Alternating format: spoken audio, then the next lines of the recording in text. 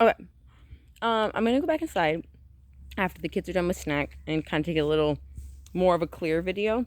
I'll send you the first one so you can see kind of like my thought process, but it was trial and error.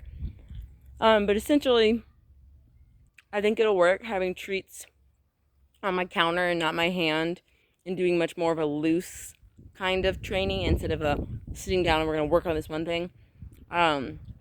It's also something to note that I'll do in my next video, that we can do 2 ways of rewarding drop it, right? So if she picks up a pencil, drop it, and if she drops it, she gets a treat. Great job.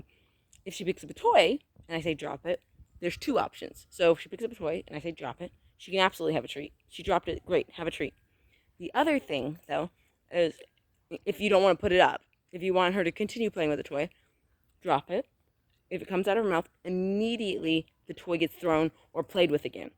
That's a reward. She doesn't need to get the treat in that case. She can be rewarded with a toy. And that just kind of makes drop it a little easier to practice out and about, because then you can throw a ball, because she's getting rewarded every time she says drop it and it works. She's still getting the ball back. In that case, I wouldn't say yes once it comes out of her mouth, because yes means food. You can say nothing and she just gets the toy back and she'll be fine with that. Or you can have 2 marker words. Penny has 3 marker words, but the 2 main ones are yes, that means she gets a treat, and the other one is nice, which means she's going to get a toy. You can, if they're really toy motivated in certain situations, you can use it other places. Like if I'm on a hike and Penny is far away and I call her and I don't have any treats on me, I will often pick up a stick, and if I say, Penny, come, she'll run, and if I see her run, I say, nice, and I throw the stick, right? It's still a reward. I'm just not going to say yes, because there's no food, that I don't have food. Again, though, you don't have to have a second marker word. You can just throw the ball, and she'll be fine with it. Max! What is that bark for?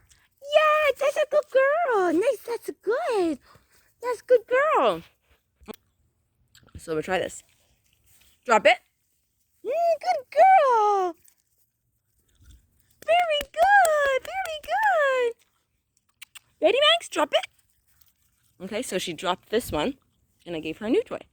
Oh, she don't like it. That's okay. There's something else. You like that toy. That's a good girl. We'll play tug. All right, drop it. When I play tug and I want her to drop it, I'll just stop moving the stuffed animal. I'll get a little less excited, and I'll wait for her to come out of her mouth. This is probably a second step. I probably pushed her a little too hard right now, but we'll finish it up. Max. Yes, good girl. Dang. See, I messed up bad. I did mess up bad, but she doesn't care. So I mess up all the time with that. I will say yes constantly when I'm supposed to be saying a different word, especially if I don't have a different word for the dog. But essentially that's the idea, right? Let's try again.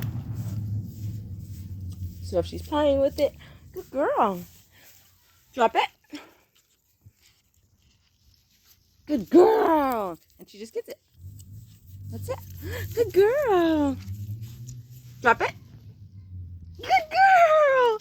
That's so good. Yeah, that's a good girl. All right, and I'll just let her hit.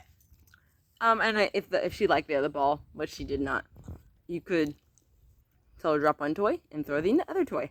That's a good girl. That's it. Okay. Ignoring my mess ups where I said yes after telling you not to, and after I played tug and then asked her to drop it, which is going to be one of the things she can do, just not yet. She doesn't know it. I jumped the gun, but she did great.